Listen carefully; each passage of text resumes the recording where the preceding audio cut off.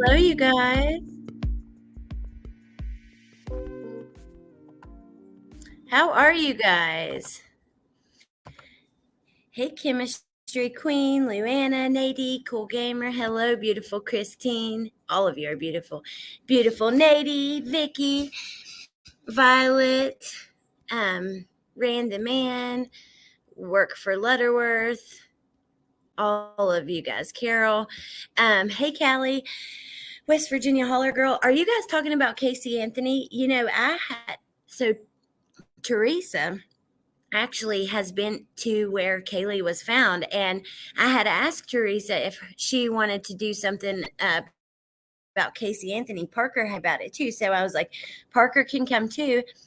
But then I was thinking, if you guys would, Christine, if you're still here, what if y'all can talk? You guys have your conversation about it too, but what if I had all of you guys from criminality with Michelle too on and Parker or something? I don't know, because I'm really interested to hear from you guys about that too. Especially, I know Teresa is so full of knowledge on that. She really was very close to that. There she is, Christine. By the way, I made a TikTok updating with the pictures that you sent me. Actually, I'm going to show them here too. Remember how we looked yesterday at the pictures, you guys, that had the ladder next to the house? And actually they would hang out on the roofs and stuff. So I want to show you guys that too. What we're going to do today, we're going to work our way from like the bottom to the top of the messages I sent myself. And okay, so there's a lot to see. There's several new articles that just came out. There's a couple new interviews, no new updates, nothing huge. There's a vigil tonight. But then after we look at some of the new things I gathered, I wanted to go through. Jeremy Reagan did a new interview. I thought we could look at that and then look at his past interviews. And I want to talk about I really have a bigger point to this video because I want to talk about the impact that we have on not only our viewers, but the cases, the people involved, the people who are not involved, just all of it. So I think that that's so important to talk about. Yeah, that would be awesome, Violet. Yeah, I would love that. I still want Jen. Oh my God, I would love to see that too. Yes, I would absolutely love to see that. Is anyone able to?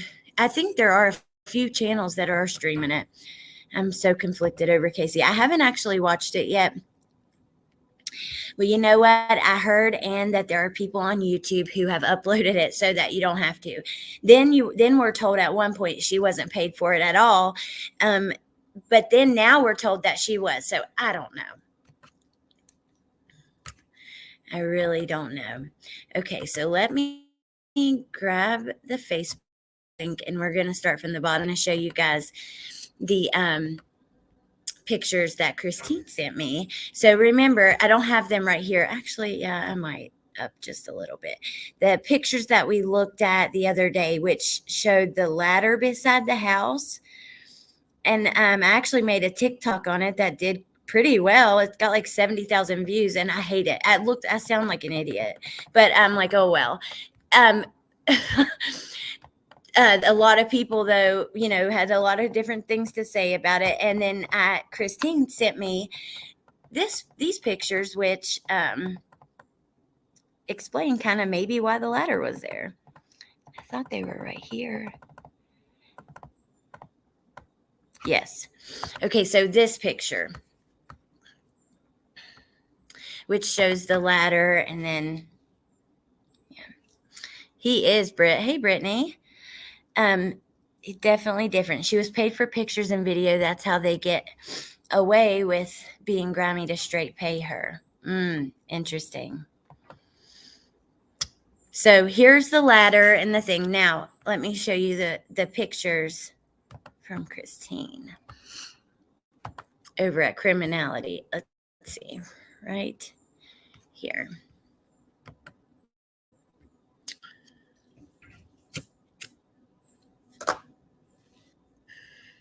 Dude, why are you taking so long to load?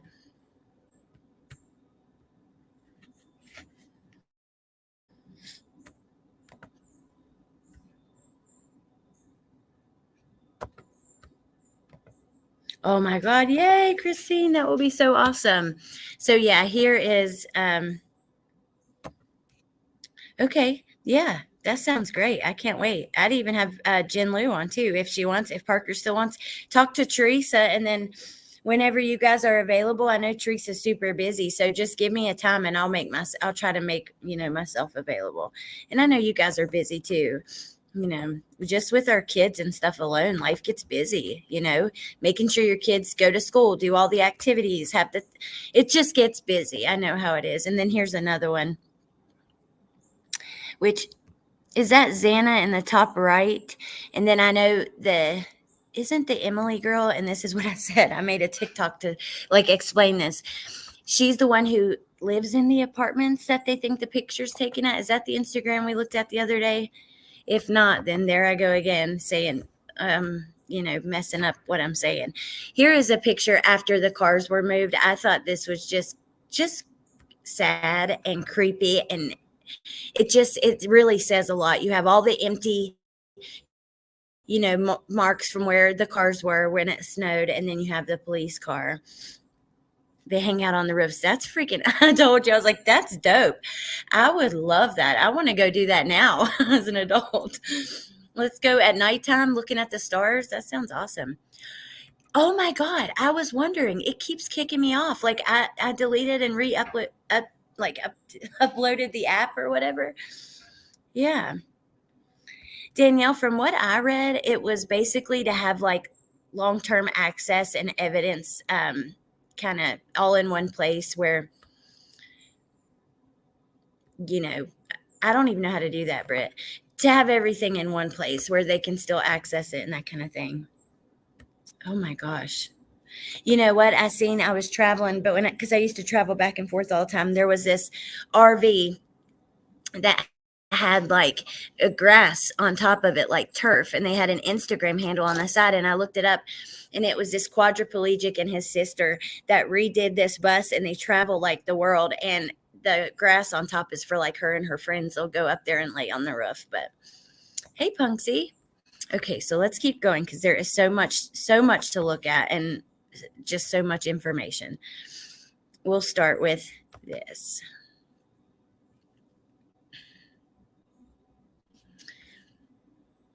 This is a video from Inside Edition, just a short little video. We talked about what an incel was yesterday. I did not know what an incel was. An incel is like a dude who, or maybe a girl too, but it means involuntarily, right? Involuntarily celibate. Can't hate the hustle. Just doing their jobs. That's hilarious. I used to jump off our roof into the pool. Oh, how fun. That sounds I'd be scared if my kids were doing that, but yeah, don't do that, kids. Idaho students were allegedly threatened with a knife by a man. Wasn't he arrested today? I don't know. I have not seen that. Criminality is the bomb. This is like a parent's worst nightmare. Me too, Callie. And you hear them. One, they say they chose this area because it's safe, right? And then you hear that was Xana's family. And then Ethan's family says, just the weekend before we were leaving the school and we looked at each other and we were like, you did it. We did it. We got them safely to adulthood, and look at them, they're thriving basically. And I'm just like, oh God, that just hit me in the gut. It's super sad. It really is. Okay, so we have to switch to this tab here and mute, and then we're listening. And yeah.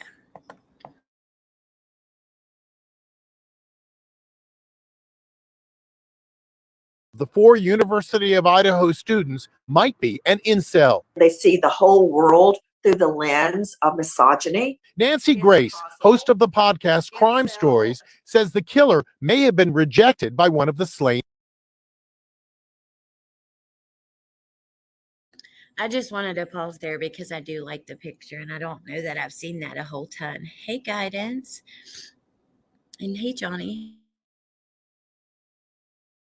Lots of good channels in here this evening. Brittany, Guidance, Criminality, Johnny, Punksy. And when I see some more, I'll let you guys know.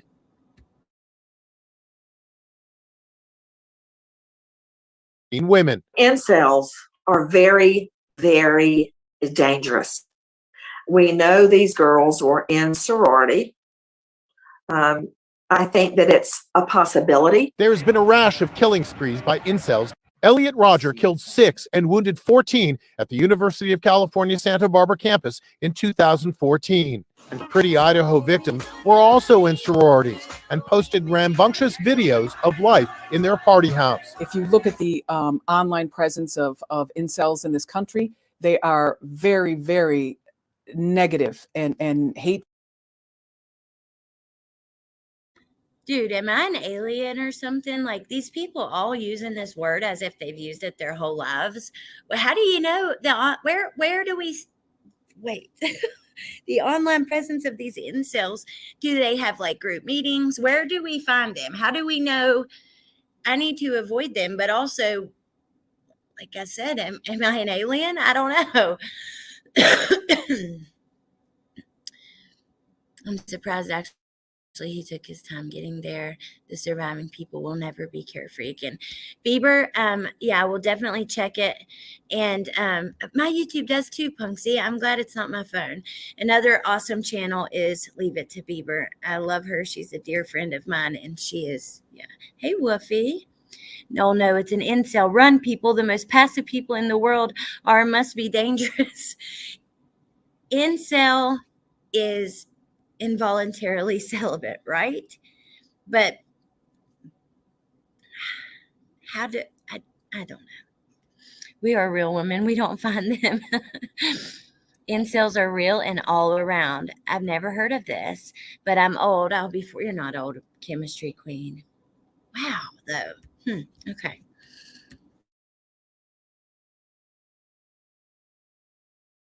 Filled toward beautiful women in particular. I spoke with Idaho State Police Communications Director Aaron Snell. Does an incel fit into the potential profile of this killer? We are not speculating on that at this point in time. When it comes available and when it's appropriate, we will release that information. Meanwhile, Steve Consalvis, father of slain Kaylee Consalvis, expressed frustration with the investigation on GMA today.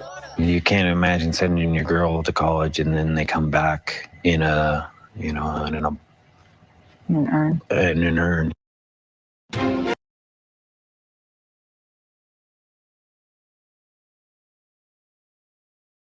Okay.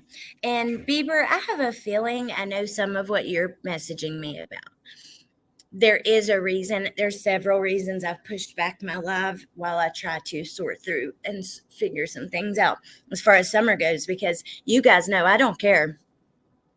I will talk about that baby till the end of time, until she's found and beyond, even if it's not the thing to talk about that what people want to talk about, just because I feel like it's necessary and it's important to me. So I do want to talk about it. It's just,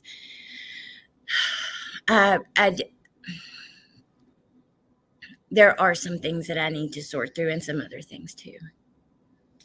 Okay, Bieber, thank you. Hey, Deco. Happy birthday, chemistry queen. Yes, example, the shooter at Tops. Oh, okay. An incel. Interesting. It's just they talked about it as if it was something that they, it was just something they talk about all the time. Oh, you guys, now this I found so interesting. There's that damn word again. Freaking shoot me, okay? Who has info/links on the reporter who isn't a reporter? That situation doesn't sit right with me, especially because she asked if they ruled out that the killer is a female. Now, then I found this after looking a little bit deeper into the comments and stuff. Press conference statement. This is from the Pathfinder, which is like a newspaper. It's either a college newspaper or just a local newspaper. It has come to the attention of the Pathfinder that during the Moscow Police Department's press conference on Wednesday, November 23rd, an individual identified herself as a member of our staff. This is not true. The individual is not affiliated with the Pathfinder. Members of our students and staff were not in attendance at the press conference. We apologize for the confusion. We are also confused and concerned about the actions of the individual and have requested that the behavior cease. Our staff has covered the Moscow tragedies in this issue and encourages anyone with information regarding the case to call the tip line at 208-883-7180. I should put that on a banner. That's what I'm going to do real fast. I had actually not heard of this, and it is concerning. Now, the chances of me thinking that a woman did this are low, I'll be honest, but it's still possible, and I don't know. What do you guys think? 208-883-7180.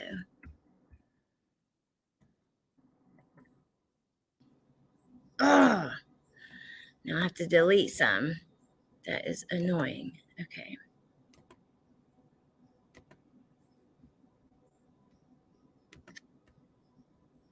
There we go. I was listening to that earlier and having me interesting. Oh, I'm sorry. We are sleuthing here. There will be a lot of things interesting. I love you too. That's funny. Yeah. The incel talk is disturbingly ignorant to me. Interesting, David. Yeah.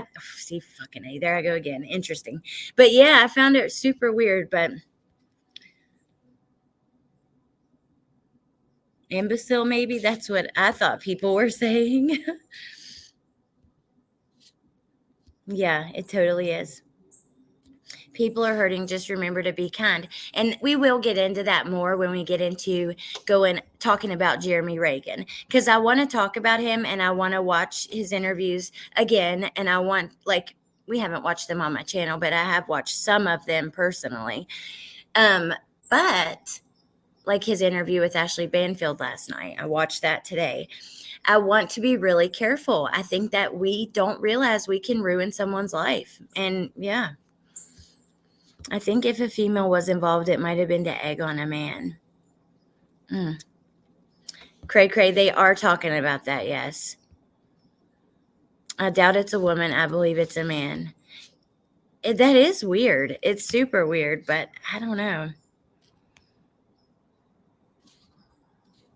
Me too, Christine. The homely boys. Anything is possible. Hey, Mr. Tomato Head. But I think the chances are pretty low that a woman did it. Yeah, absolutely, Lacey. You can ruin someone's life and ruin a case. And this is where it gets tricky. Because, especially as a creator, I was talking about it yesterday. I'm torn inside because I want to, Christine, because I want to cover, there's so many updates that are coming out. And I want to talk about it with you guys. It's constant information overload, really. But then again, it's how deep is it okay to go? I realize that we want the information and all of that, but at the end of the day, the most important thing is the case, not us. And we are not owed anything, really. And let me say this too, just because somebody's in an incel, in order to have the rage to do what happened, that's a little deeper in my opinion. Yeah, don't think anyone's husband was stolen this time. Seen enough of Jeremy Reagan, or he is pushing for something. It's very intriguing how many interviews he's done. I just found this so weird. If you're going to, you're lying to get into a press conference, and then you ask, have you ruled out it being a woman? Weird. Okay. Now we're going to do an article. Then I have a video where Elizabeth Vargas, and they talk about the case being on track to being a cold case. Then we will get into, this is for my summer video, but then we will get into Jeremy's stuff. But these are both new from today, so I did want to go over them while I was on here. let's see, here's the article. The University of Idaho murders. Cops believe killer proud of the brutal weapon.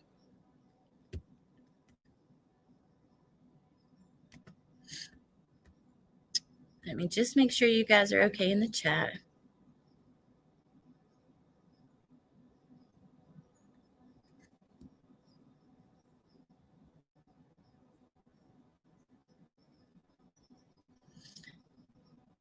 Rather than proper, yeah, rather than proper. Completely agree, Guidance. That is my point. I think that, I don't know. Oh my gosh, Mr. Tomato Head. I saw some of that, and how disappointing. You know what I mean? It's like people were waiting for this, and imagine how the victims feel. They're probably mad as hell. I don't know, Aunt Jemima. Oh, hold on. The phone with insurance. Okay, Incognito Gypsy, we're here, and we're waiting for you to come back. Okay. The father of one of the 4 victims in the November 13th University of Idaho stabbings says his daughter suffered large punctures from a brutal weapon. Okay, those are quotes, quote, large punctures, unquote, from, quote, a brutal weapon, unquote. Steve Gonsalves, father of slain Kaylee Gonsalves, 21, said he learned a little more about who the police believe is responsible for the attack Tuesday. The detective said this weapon is probably something the killer paid money for and something they're proud of. He told ABC News in his first on-screen interview. He also vented his upset that the killer is, quote, having a great life out there and we're just left in shambles. His first on-screen interview, what, with ABC? Or because we've seen him for a few days now. Kaylee, best friend Madison Mogan, housemate Xana, and her boyfriend Ethan were all stabbed in their beds with a fixed blade knife by an intruder as they slept around 3 a.m. The only solace Steve has been able to take is how the killings were fast and nobody suffered and nobody felt that kind of pain. It's interesting, all the things he's saying, because it kind of shows us some of what he's been told, from the police. Hey, Mrs. Italy. Oh, I'm just happy that you're okay and you're getting better.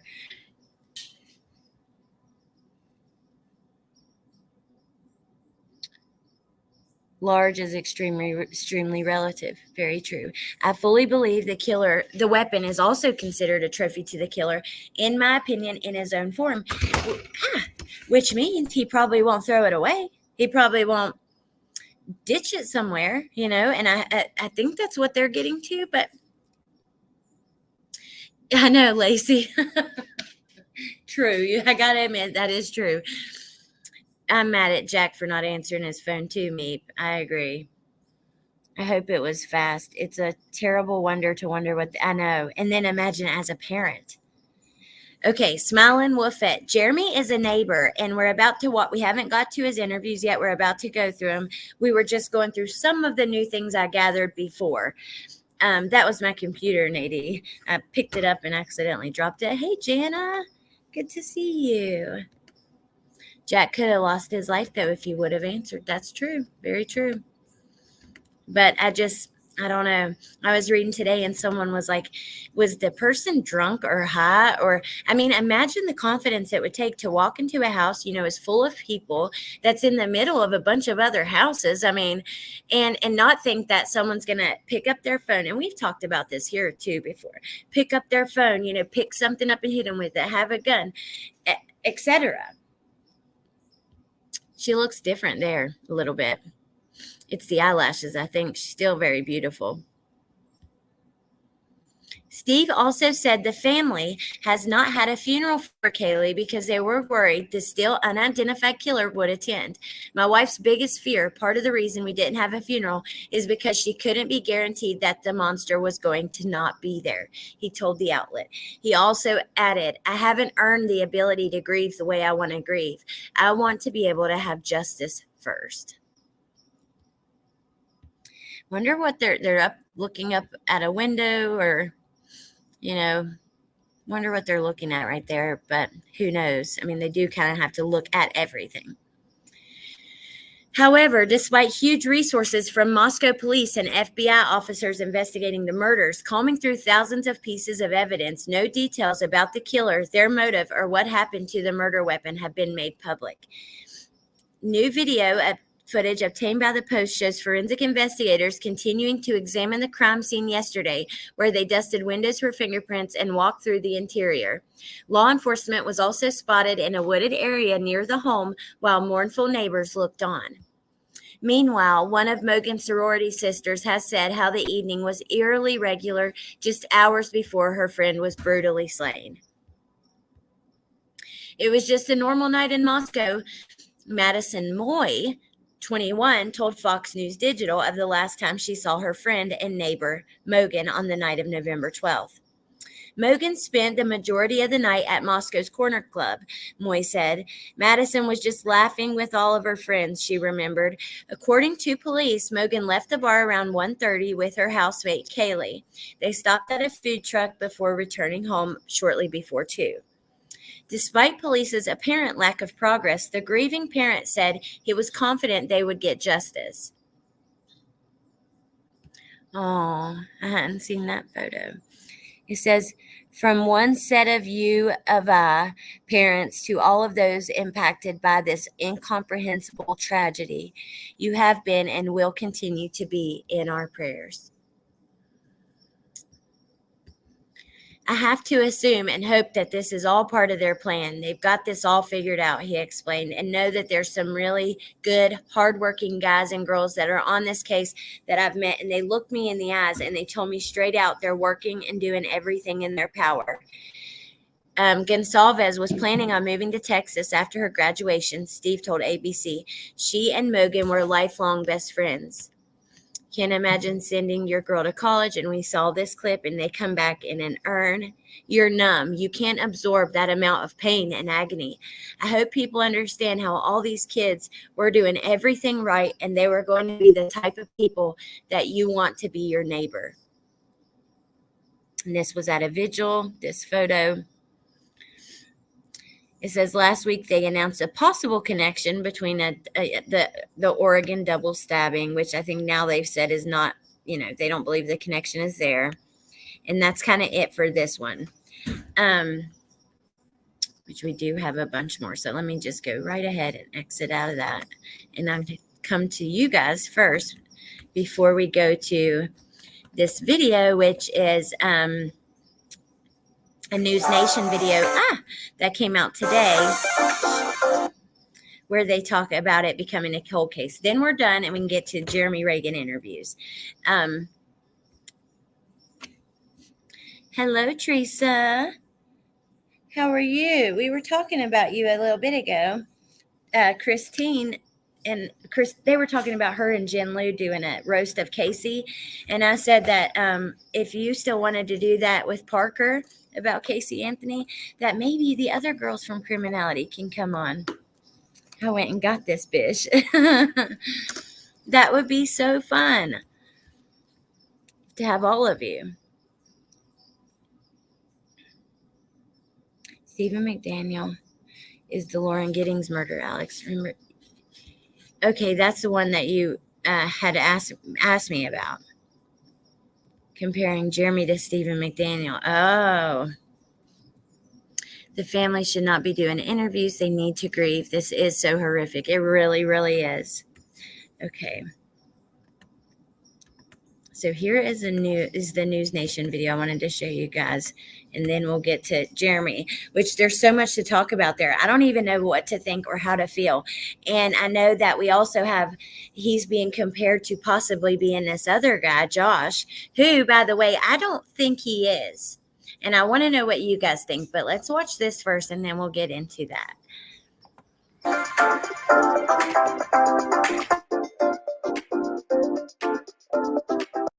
Elizabeth Vargas is a News Nation contributor and host of the syndicated true crime series, I Crime. She joins us right now. Elizabeth, always good to have you here. We know that it's been more than 2 weeks since these students were stabbed to death. The neighbor, as we heard in Kelsey's piece, wanting to clear his name by taking a DNA test. But how soon could forensics get back the suspect's DNA?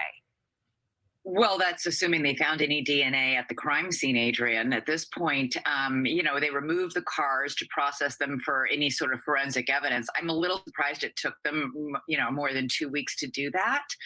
As I said when I was on the last time with you, that Thanksgiving break and allowing everybody. Just a little transformative pause. To leave town, potential witnesses to leave town, potential suspects to leave town, really sort of set things back a bit. They're still trying to piece together what 2 of the 4 victims were doing the night of the murders.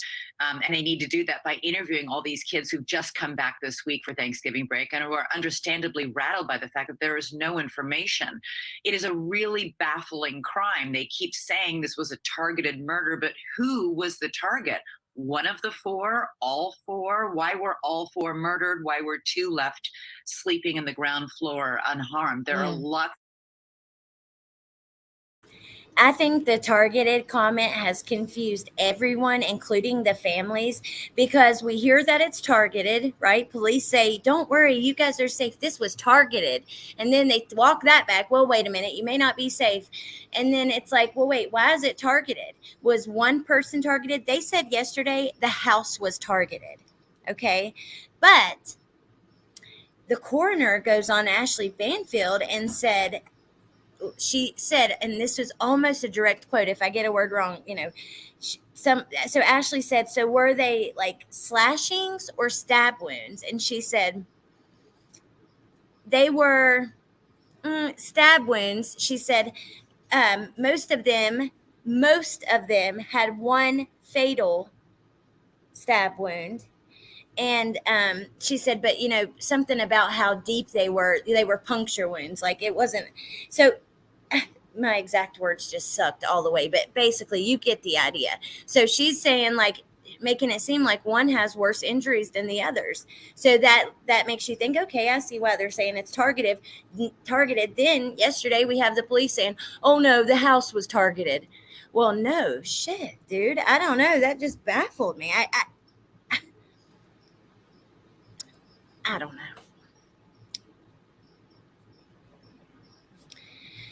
A friend of the coroner sent another channel on YouTube something that Ethan was actually found in the doorway, and Maddie Mogan, I guess, was densely decapitated. Yeah, I've heard all those rumors, but then we are also told at another time that they were sleeping, and I don't know. I just...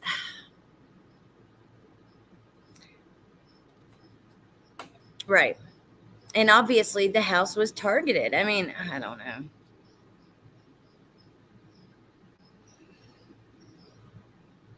Yep, that's true, guidance.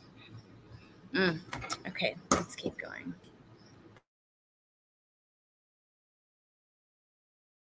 Lots of questions in this. Yeah, I'm just puzzled by those 2 roommates not hearing a thing. I mean, you have to wonder what the method was to keep that so quiet, even if they were in a deep sleep. But there's this theory from some psychologists that this could be a case of an incel, which was a new term for me, an involuntary celibate.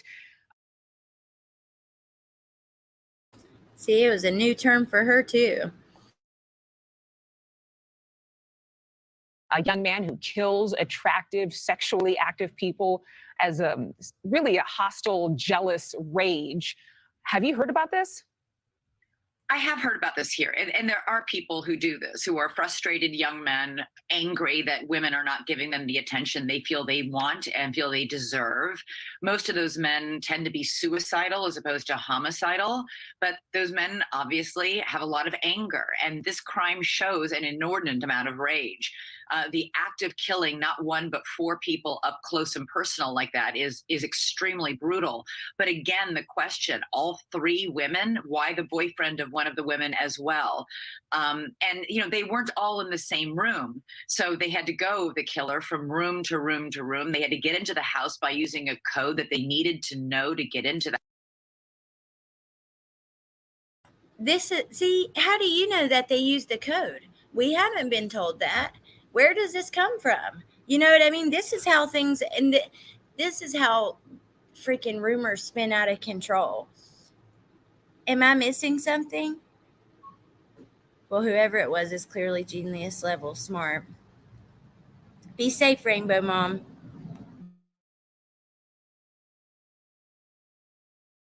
The house. Maybe they didn't know there were two more victims, potential victims, the roommates who were sleeping in the ground floor bedroom. But there are so many questions. It reminds me a lot, Adrienne, of when I covered the John Benet Ramsey case, many decades ago, a case that is still cold, still unsolved. That case, nobody could figure out the why. Why would somebody break into a house on Christmas night, murder a little girl, leave her in the basement the way they did? None of those things added up. And to this day, investigators have not been able to answer the why or the who. And so this is where she starts going towards this becoming a cold case. Hey, Carol. Good to see you. Lynn, hello, beautiful. Good to see you. Too many mentally ill men out there. They need Juicy Jules. I think there's a lot of mental illness. And, I think that sometimes men, they get too prideful to get help. I've known men that could have used some antidepressants or something. Sorry to cough over here. I know you guys get mad. Not you guys, but I know some people get mad as hell if I cough, sniffle, all that stuff. After we talked about that yesterday, someone left a comment, "Oh my God, how dare you breathe so much?" And I said, okay, I'm so sorry. I'll work on that. The Delphi thing came out, and I feel like if that was LAPD, it would have been solved in a week. So does it say more about Ellie or the killer? I could not believe. I just can't believe that's all that was in that probable cause. And that's, I don't know. I was shocked. It was kind of nothing. That's interesting. She didn't say that, did she? To me, the boy heard dog or disruption upstairs to take him out. It's possible, Diane. When my dad told his psychiatrist he was suicidal, he was told he wasn't and to go home. He killed himself that weekend. Oh my God. I am so sorry, Jeremiah. That is absolutely awful, and I am so sorry. Oh, yes. I saw that, Smiling Wolfette. And you know what? As soon as I saw it, was it that one? There was a video that was made about an online rumor over there that was made to be like it was fact, in a way. And as soon as I saw it, I knew that this was going to confuse people. And the masked man, that was the one of them. And then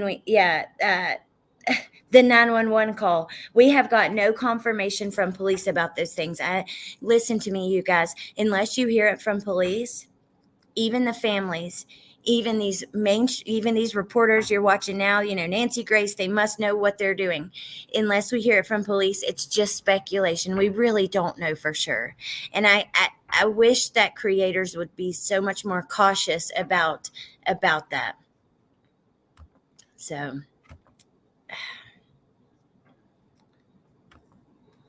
people think I laugh too much. Maybe I do, but it doesn't mean I don't care a lot. I care, and it's just my way of coping. How dare you loudmouth breathers, Micah? You know what, though? I've seen that too. Like if I've laughed about it in a show and then, I've gotten comments about it, you have to laugh to get through some of this stuff. It's so dark. I mean, even law enforcement is backing out on what they say. Yep. There have been some incel killers, and they become, wait a minute. Wait, was this term used in the Bianca? That reminded me. Bianca Devins. Like, I remember that, I think, being talked about in that case.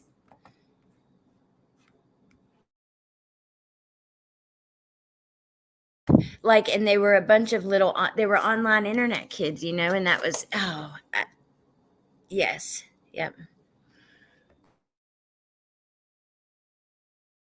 in that case. Do you think this could become a cold case? It could.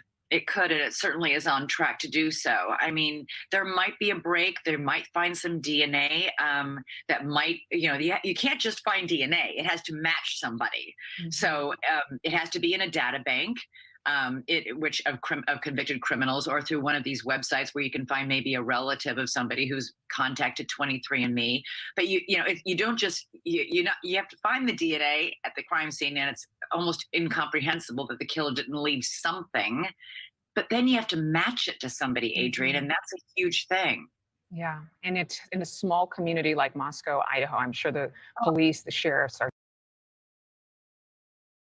I don't know, I'm kind of shocked that they're already jumping to it's on track to be in a cold case.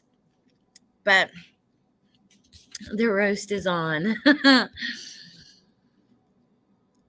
She is hilarious, for real. Do you know how stupid you sound laughing at yourself? Oh my God, people are so mean. I'll get them. That's like what I got the other day about interesting. Look, I know I overused the word. I've literally got a thesaurus on, like we went through all the synonyms of it on here months ago, and they don't stick, okay? It doesn't feel right. I'm me. I can't help it. I'm just the way I am. But it was funny because they're like, you need a dictionary.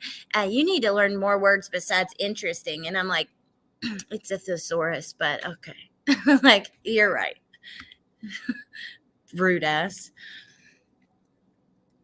I don't believe this had anything to do with drugs. Have a look at how the victims appeared and what they achieved in life. People on drugs don't look that good. That is very true, Jane. And I mean, maybe the person. Sorry for that. I'm right by a marina and all kind of an airport and stuff. But yeah, unless a family member or something was, it was a retaliation thing, which I don't believe that's the case either. Me too, sweet and sleuthy. We won't let this be a cold case. We're on it. Absolutely, smiling Woofette. Yeah, Mrs. Italy, that's what I thought. Way too old. Hey, Alex, I find that interesting. Too early. Did I say too old? I saw cold and used the word. I am one of the funniest people I know. Cray cray. Yes. Interesting. I never knew that about you. Oh.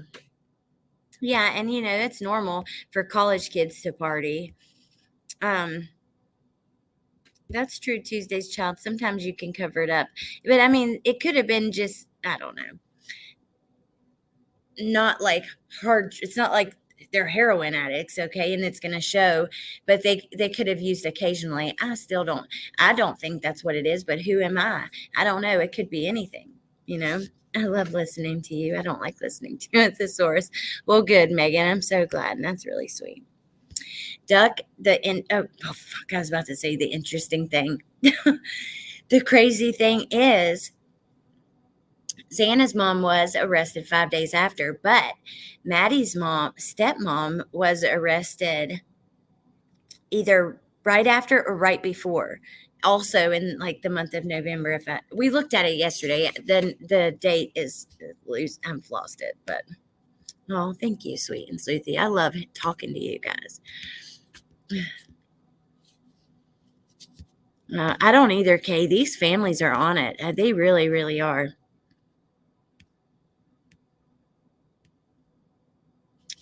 That's true, smiling Woofette. Okay.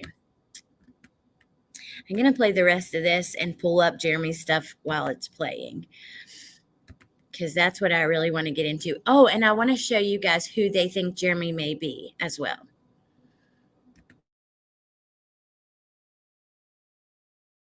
Are just inundated. Well, they haven't had a homicide there in 7 years. I mean, they are getting a lot of help from the FBI, but I can't help but wonder if the shock of 4 homicides on one night with a small town police force that hasn't had a murder in 7 years over a holiday weekend when the town clears out with frightened, terrified kids who want to just get home, all of whom may include potential witnesses. Yeah, just a shocking situation. Thank you, Elizabeth, for being with us. Sure. Thank you for watching. Go to newsnationnow.com to find News Nation on your television provider. Sorry, you guys.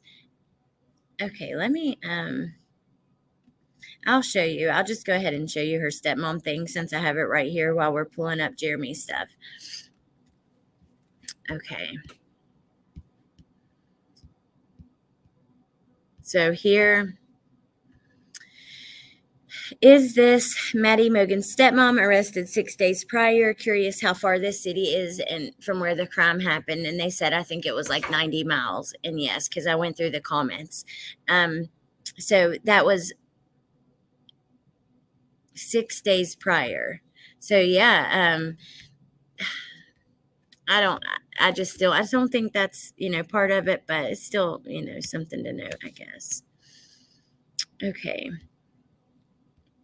Now, here is Jeremy's latest interview. He was on Ashley Banfield last night, 18 hours ago. About his whole point of his interview was basically about how he's being blamed, he's being, what social media is doing to him after the interviews, the kind of pulling him apart and all that kind of stuff. So then before we go, though, I have it paused right on his face. So take a good look at him. I'm going to pull up the other guy who he is being compared to, and people are curious if he is. To me, he does not look like this guy, but I want to know what you guys think. Now, this guy has a mole on his cheek. I don't see one on Jeremy's cheek, but what? I don't know. What do I know? Okay. Crime Stories Obsessed is who is posting about him. And has she taken it down?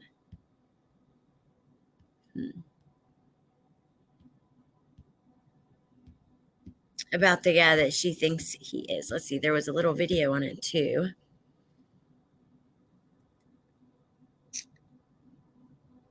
Well, I believe she has taken it down.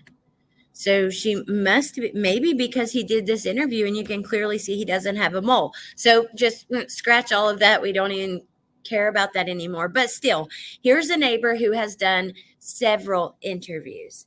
And we are going to look at all of those if we have time. But it brings up a really important conversation. What is the impact of what we're doing here? What is the impact of not only YouTube, but the true crime community, armchair detectives, social media sleuths?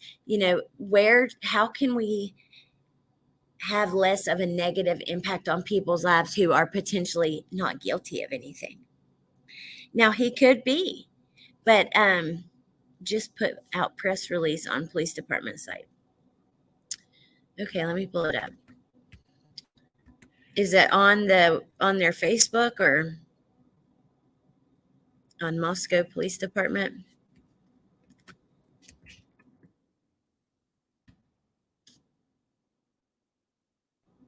"19 minutes ago." Okay, we'll look at it for just a second. We'll go back to him. Thank you, Shakes Her Fist. I think that was you who told me. I can't see your comments yet. So here we go. Moscow homicide update, November 30th. The Moscow Police Department is providing the following information update to the public on the known facts surrounding the 4 murders. Updated information. There have been media questions about a September 12th, 2022 incident regarding an argument between a group of people walking on the bike path and a cyclist. It was reported that during the confrontation, the cyclist displayed a folding knife. Both parties dispersed and there were no injuries. The cyclist turned himself in to the police.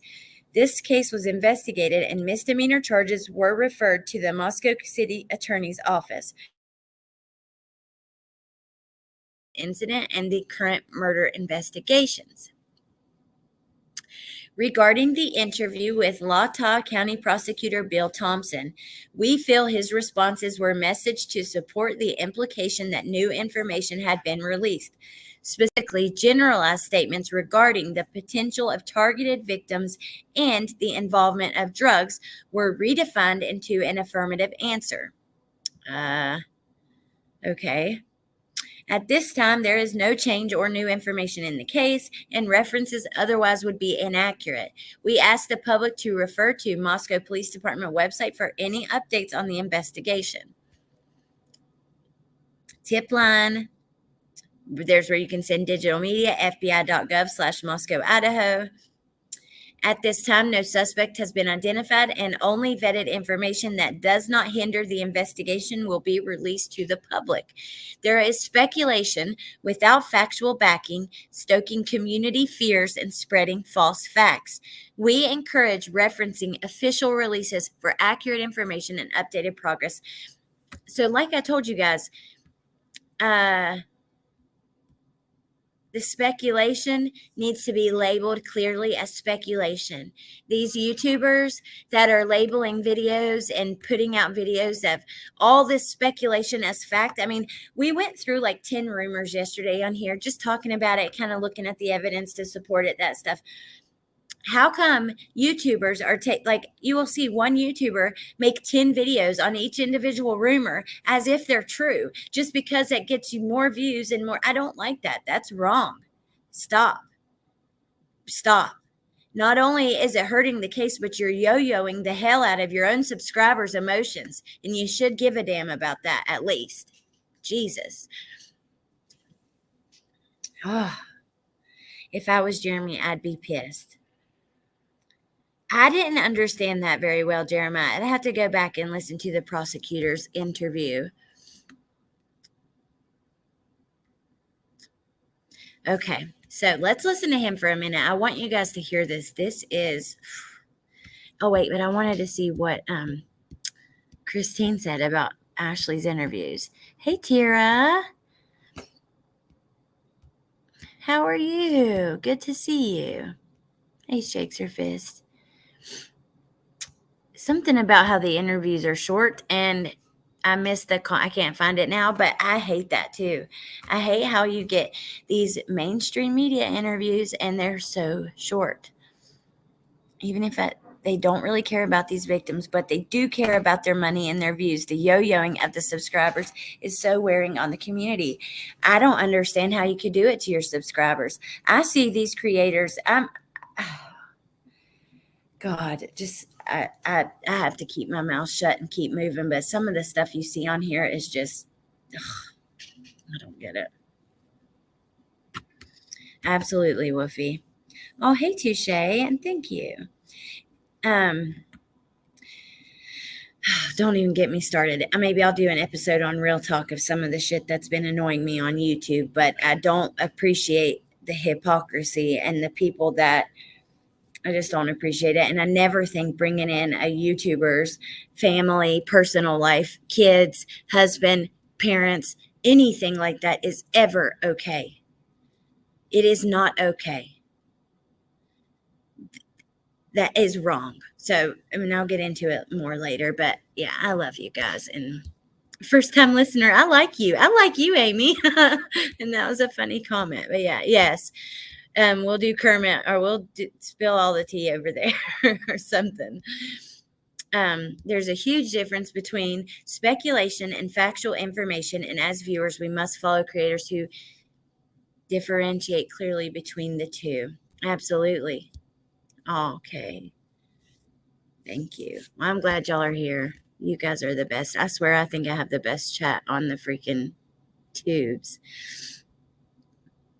I don't know what you're speaking about now.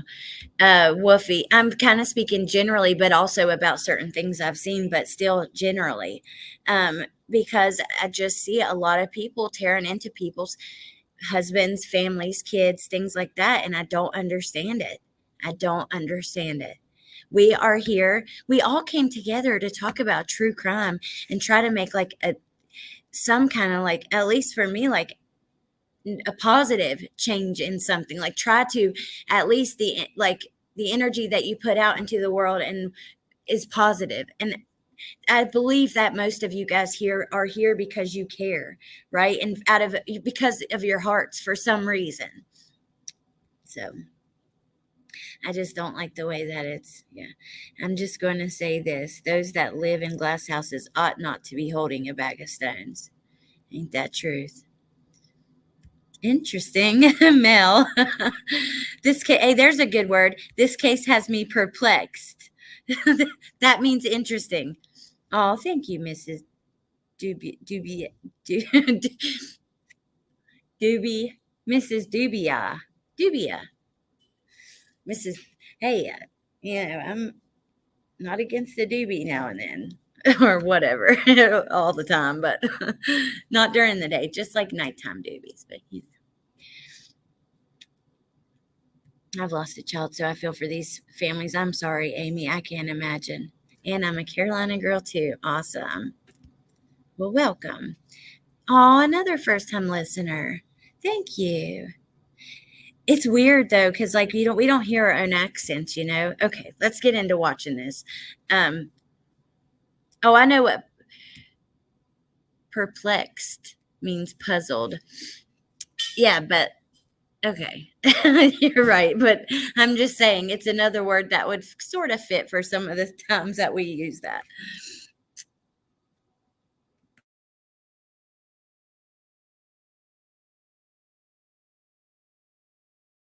Tonight. Jeremy, thank you so much for coming on with me tonight. How has your life? And can I say though, pay really close attention to the faces, like the face he's making. He just looks so angry, which I don't blame him why he's here, but you know,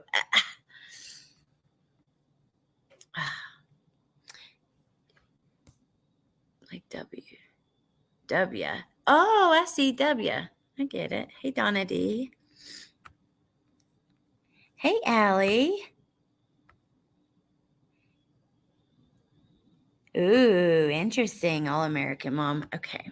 Yeah, watch the eyes. It's always in the eyes. I agree with you there. Hey, Gypsy.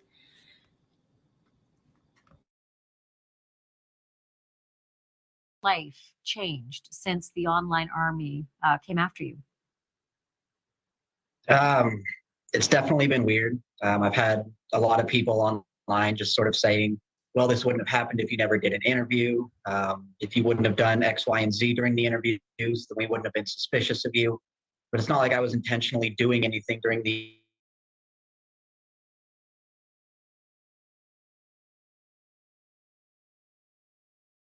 asking me to do these. But people online have just been ruthless. They went through and gone through all of my social media history over the past decade, just trying to find anything and everything they can about me, pulling up Facebook posts from my mom from a decade ago.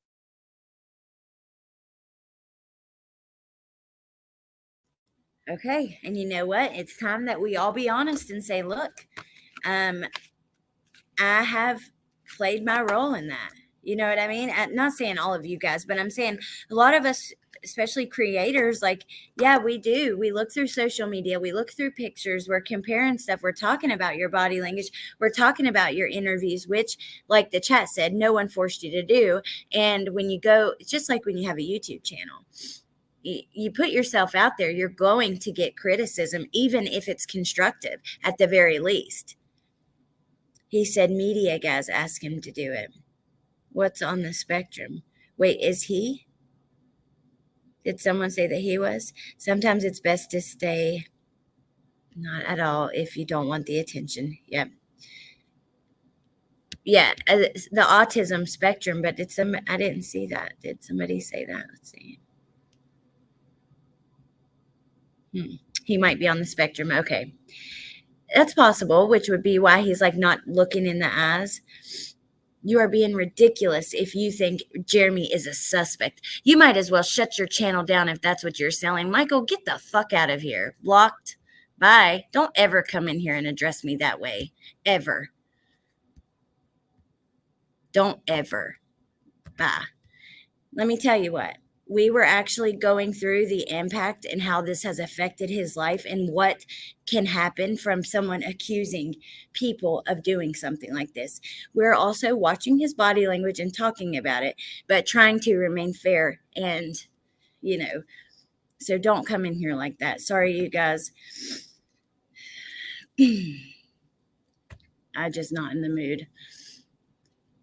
I just don't like people who come in and they're automatically so fucking rude. You don't even know what's going on, obviously.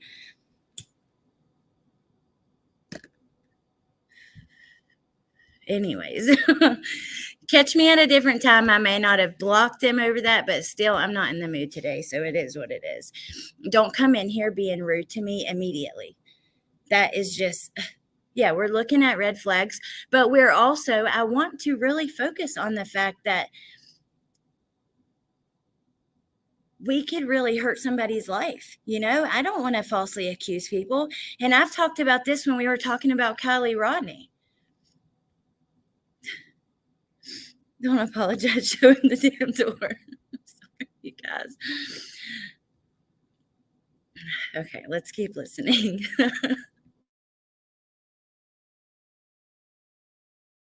Saying, oh, he was a hunter back in 2012. He must have done it just because a psychic had done a reading and said that it was probably a hunter, even though almost everyone in Idaho hunts at some point.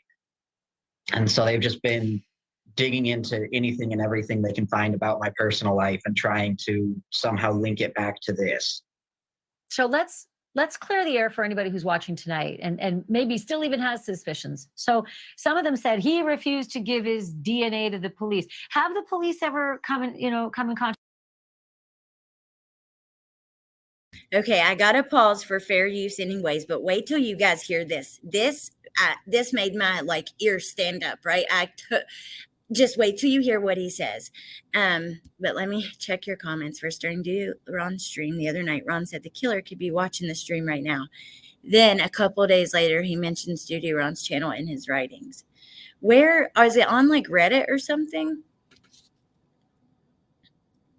Yep, absolutely, Kelly. It is.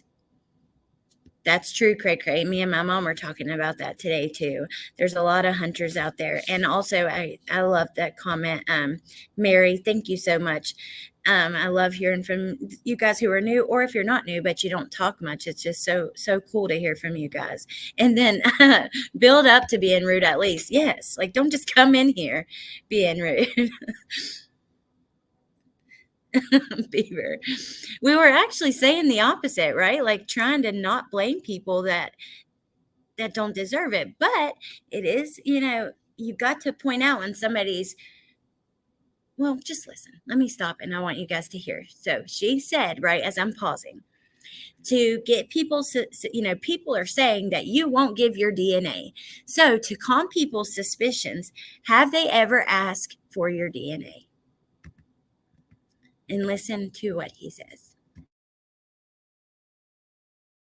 Contact with you or asked you for DNA or had any requests like that?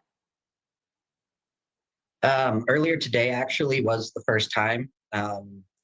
Before this, they hadn't interviewed me other than that first day, a couple hours after the news broke that there was a killing there. But up until earlier today, I hadn't been contacted by the police. But then today, partly because of all the reports that people had sent in about me and the interview I did, as well as me going and talking with one of the local prosecutors about what I could do to clear my name. The officers came by my house today. They talked with me. They interviewed me. They didn't bring anything to collect DNA today, but they said, if we need you, will you come down to the station? I said, absolutely. And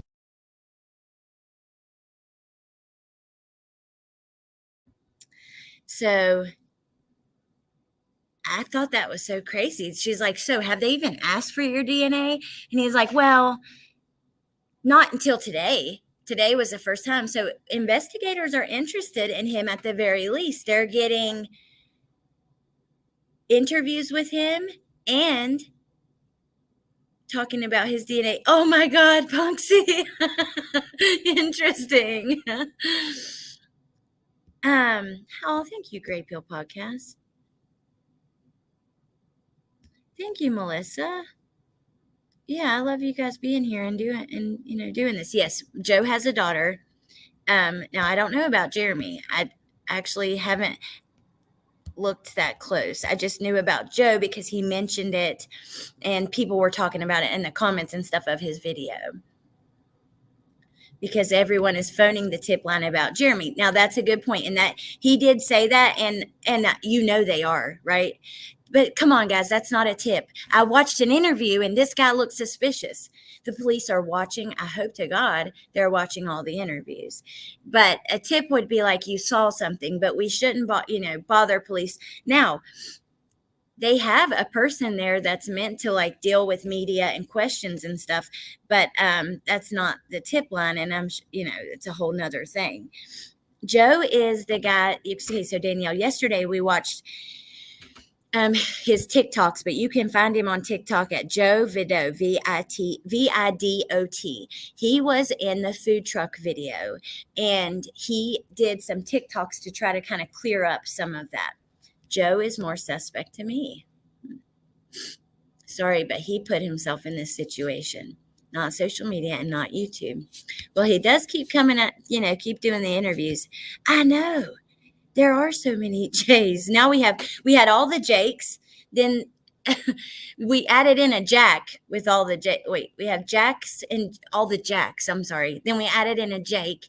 Then we have Jeremy. Now we have Joe. Then there was a Josh. That might be Jeremy, but we don't know. Oh, thank you, Broken Justice. You are too sweet, and thank you so much. Interesting.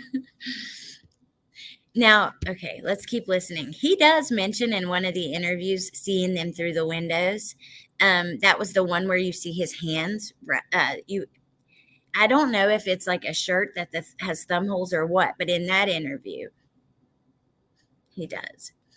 The reality is we've all seen many cases where the killer is keen to give interviews and insert themselves. This guy is still giving interviews after the backlash. I know. It's crazy. Okay, don't shut me down. I'm not super familiar with this case. Has the police come out and said these two gentlemen are cleared? Have they said that officially? No. Not about him. They have said it about a guy that was suspicious to me, which was Jack Showalter, and he was the guy in the footage with the hoodie on. And Good Grandma, yeah, I felt that as well. I got to be honest. He was a little judgmental towards him. Oh, thank you, Punksy. Joe's last name is Vidot. I'll put it right here so you can find him on TikTok. Joe, Vidot.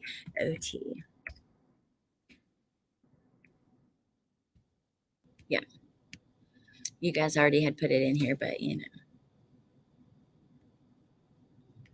I wish Banfield would ask him if he was at the corner bar.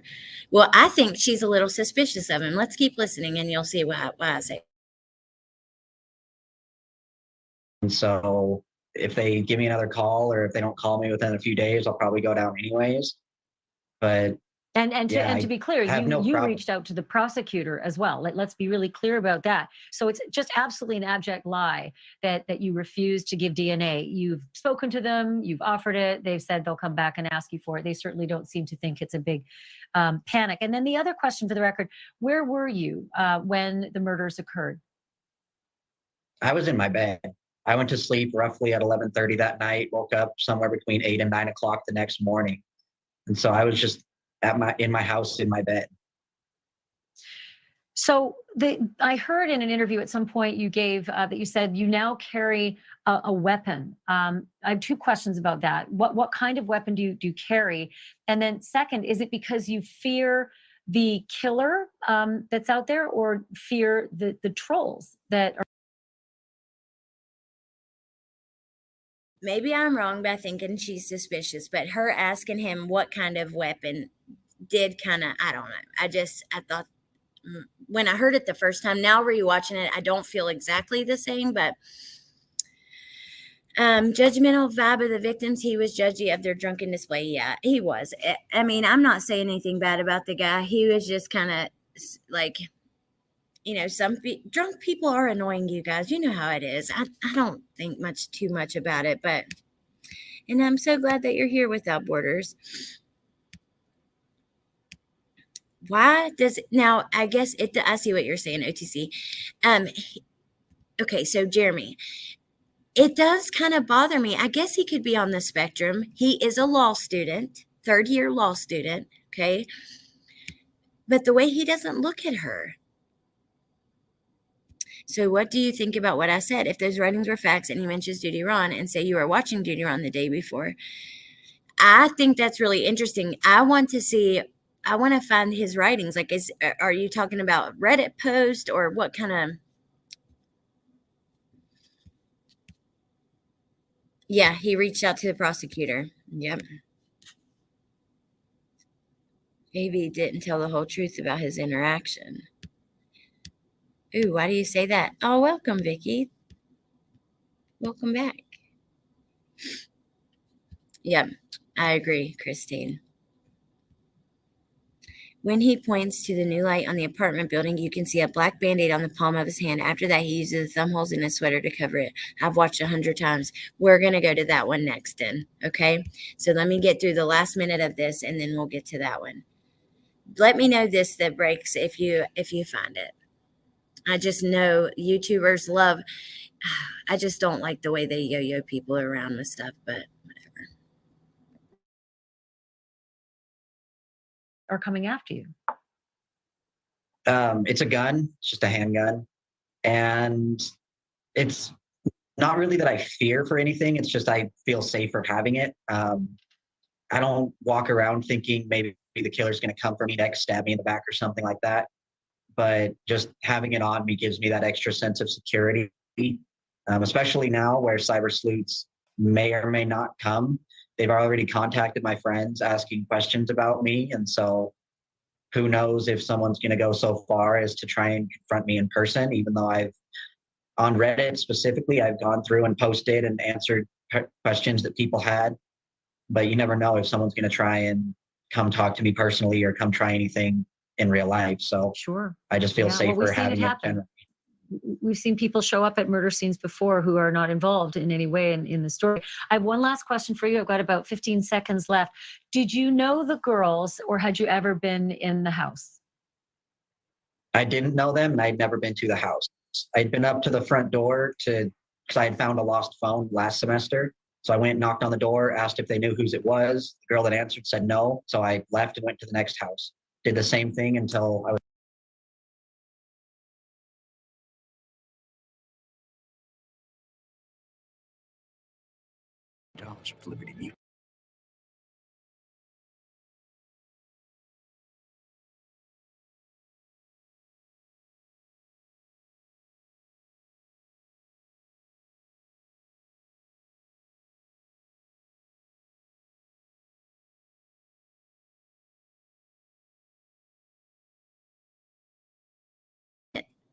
There we go. I didn't mean to turn my camera on. I meant to unmute, but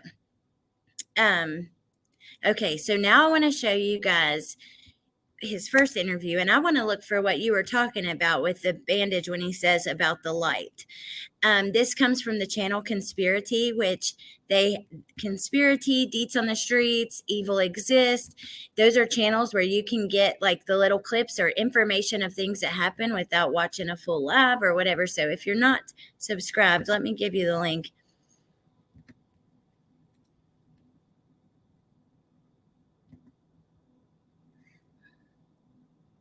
So Jeremy has been to the home before, but not inside. He's been to the front door last year to knock, hey Connor, what's up? And he doesn't know them. He is a third-year law student. Yeah.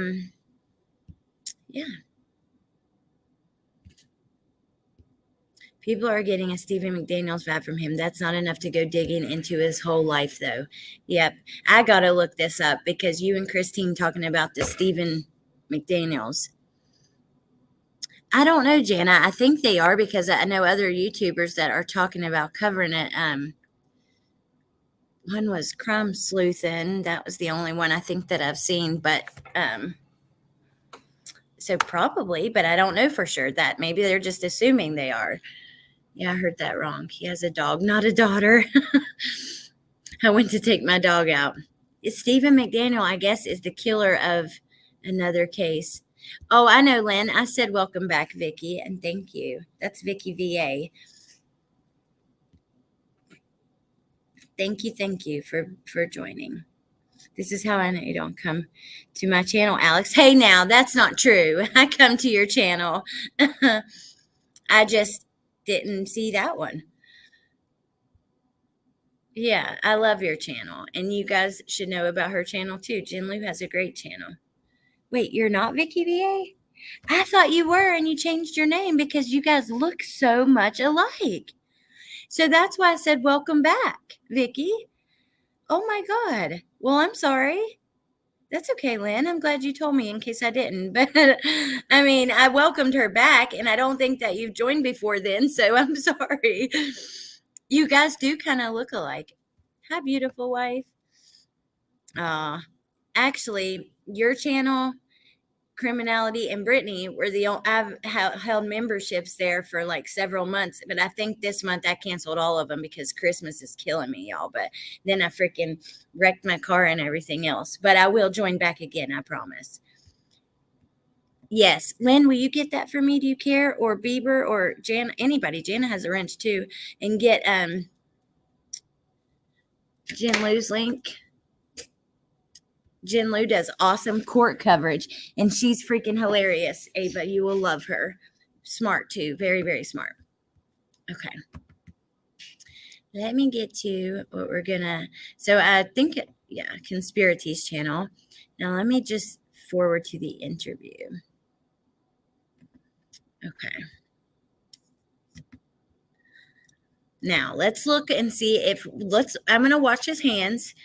And yeah, let's look through this quickly. Let me mute. Wait. Exploration Nation. Hi, I'm new. Love what you're doing. I'm wondering if the girls' chronic partying led them to the front of roof out windows and loud music and drunk laughter. Loud music calls to riff with the neighbor. Welcome and thank you. And I don't know, but I hope if you've seen at the beginning, if not, like just you can look at the bottom. You can always tell you guys if you want to scroll to a YouTube thing, like if you grab the where it's at and pull it forwards or backwards, it'll show you on the screen like what's happening at that part so you can find it. But at the beginning, I showed some pictures of them hanging out on the rooftop. So you've probably seen that. And that's why you say that. But just in case. Nadie, that's not my channel, babe. What did Nadie drop?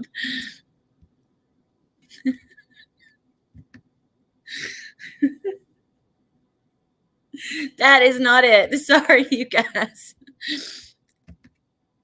Stephen lived in an apartment complex when another female law student went missing. As he was being interviewed by press, the reporter said they found body parts and he fell out. Wow, I've got to go look into that now.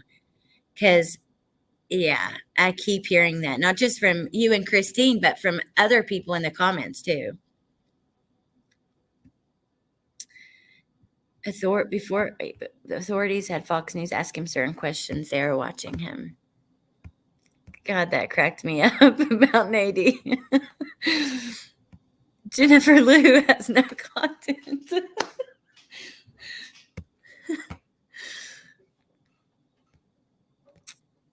Admits to looking in windows. That's true. You subbed, Kay. Nadie, we love you. It's okay. Okay.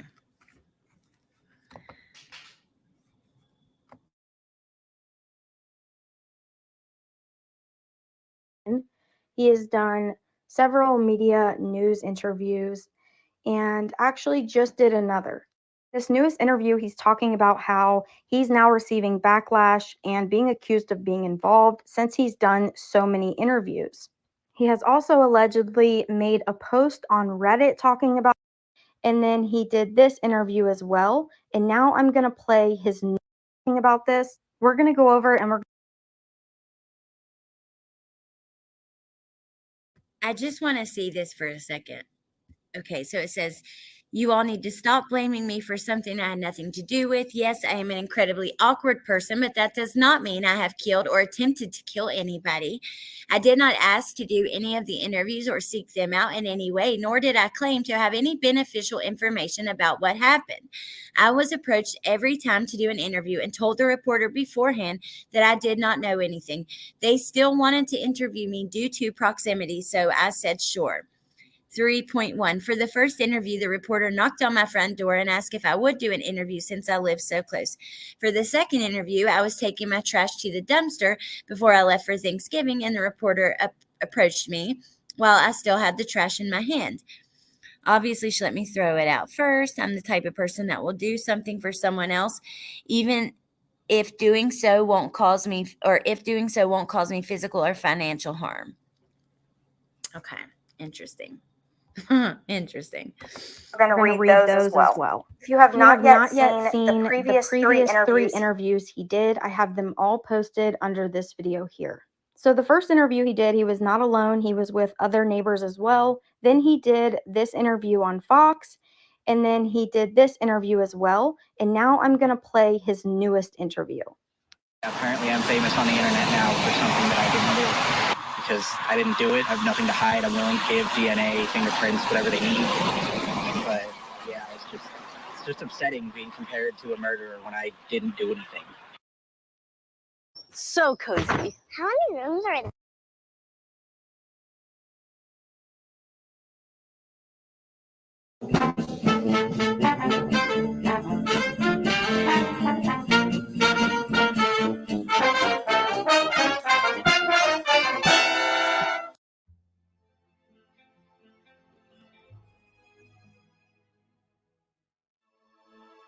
On November 13th.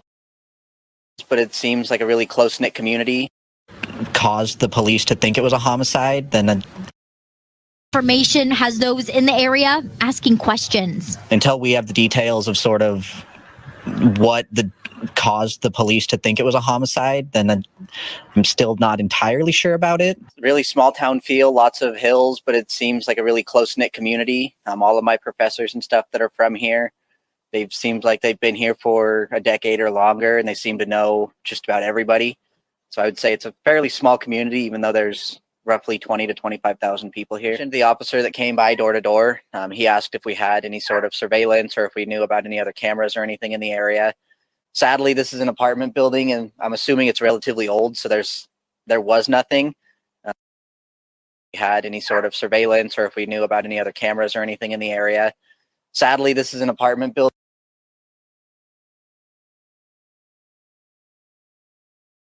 About any other cameras or anything in the area. Sadly, this is an apartment building. This is an apartment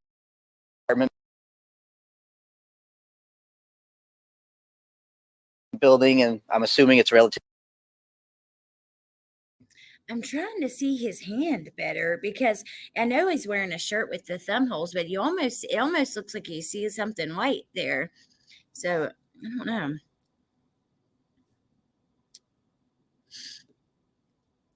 Who's he living with? I'm not sure. Self-pity and narcissism in that letter. Can you make the quality higher? I don't know. Let me see. I think it's set on. My internet is awful, you guys. It really is. But let me see what we got. Yeah, it's on auto.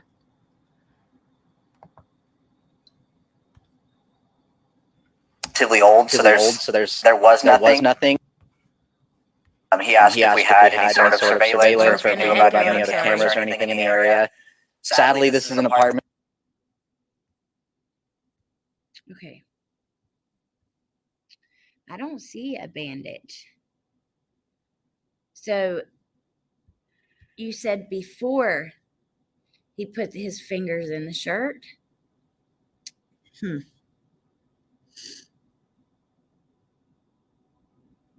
I don't know, Dista Breaks. The real killer could become upset because this guy is stealing his thunder. I don't think he is guilty, but unintentionally he could be baiting the real killer and could prompt a slip up from the suspect. Wow, Melissa, that is crazy to even think about, but you're right. Make it 1080p, then leave the video. I don't see anything either. When he was pointing at the light, is that after this part? It's before that. I'm going to have to find the full interview somewhere else. Hold on.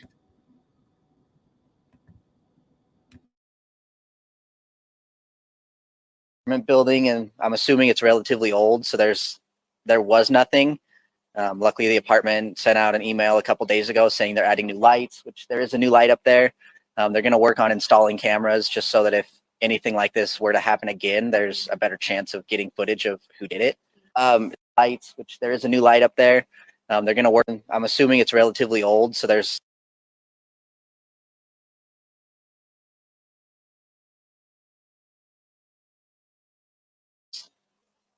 was nothing. Luckily, the apartment sent out an email a couple days ago saying they're adding new lights, which there is a new light up there.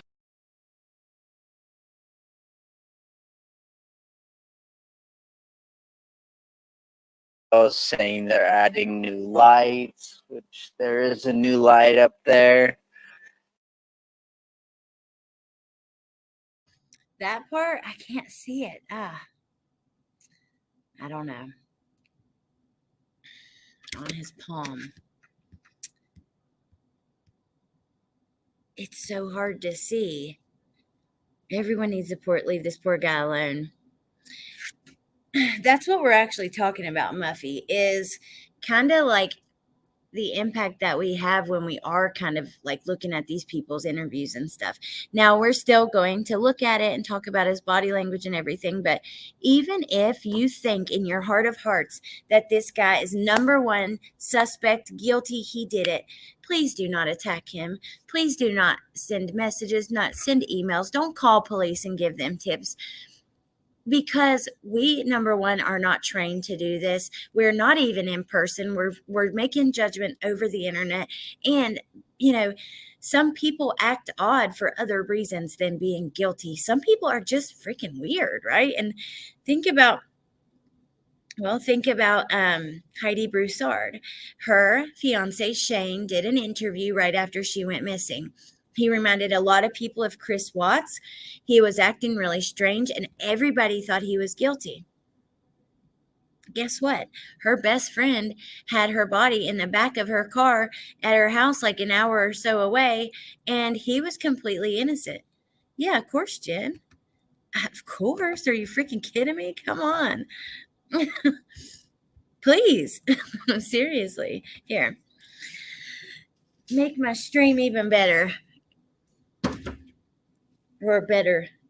I see no black Band-Aid. I have tendonitis in my wrist and I wear something like that.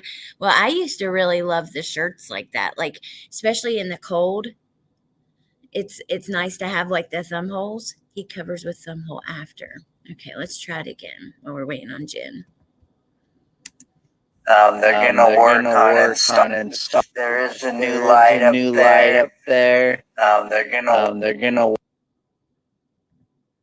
There's nothing. Luckily, the apartment sent out an email a couple days ago saying they're adding new lights. There is a new light up there. They're gonna.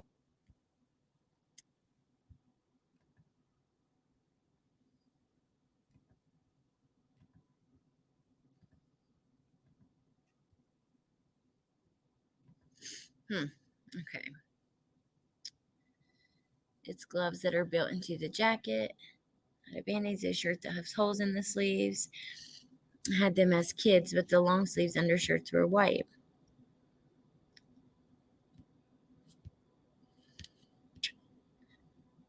Yeah, I really don't want to. I don't know. I don't want to blame people that aren't guilty. I automatically feel guilty when I get pulled over. I get so nervous, and for just 5 miles over the speed limit or just an officer letting me know, I am the exact same way. I'll be like trembling, shaking. I look like I'm guilty as hell of something. Hello, Jen. Hey, babe, how are you? I'm pretty good. How are you? I'm all right. Okay, so this is what I wanted to say. I think that there's some issues understanding what's going on in the chat. It's my understanding that what Alex is doing here is addressing the fact that this guy has been targeted by the, how did you put it, social media sleuths. Mm-hmm. And here's mine, TikTok thoughts. No, just kidding. Okay, but and so she's talking about the fact that has been targeted, and why there are people that are targeting what it is that they think that he's done. And this is what I want to say about that. At this point, to be brutally honest, we as the public don't actually know anything about the crime other than how many victims there were and that they were stabbed. That's all we know. So to be even more brutally honest, we don't know enough about the victims themselves and who their circle of friends were to even begin to get to the suspect point yet. Yep. And so, but I do we think don't have the information. exactly. Yeah, we just don't have it. But I do think, Allie, you're doing the right thing to address the fact that this gentleman here has been, because he decided to give an interview. And listen, I get it, you guys. The minute that we started watching this, and I've been kind of out of the loop on this case a little bit, but the minute I started watching this, and reading the chat and stuff, I understand why you guys are the people that feel some type of way feel the way that they do. He does give off he is reminiscent of Stephen McDaniel, but I don't actually think that he has anything in common with him. I don't think that he is the person that we're looking for. I personally think the person that we're looking for would never do something like this, would not give an interview. They're in the background and they're 100% watching everything, yes, but they're not going to stick their neck out. They're not going to talk freely. Yeah.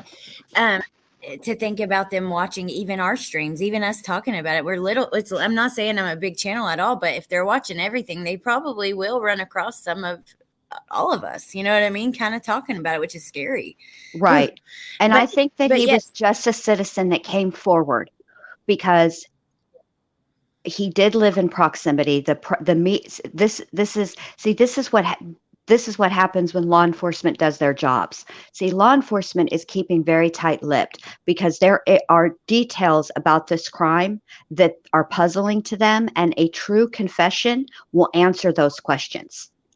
Okay. Yeah. And they want to keep that out of the media because they don't want it ever to come back, say they do get a confession, right? And they feel that it's valid and it matches with the evidence. They don't want the confession thrown out in court at prosecution time because, or dismissed by the jury because, oh, well, this was information widely known, right?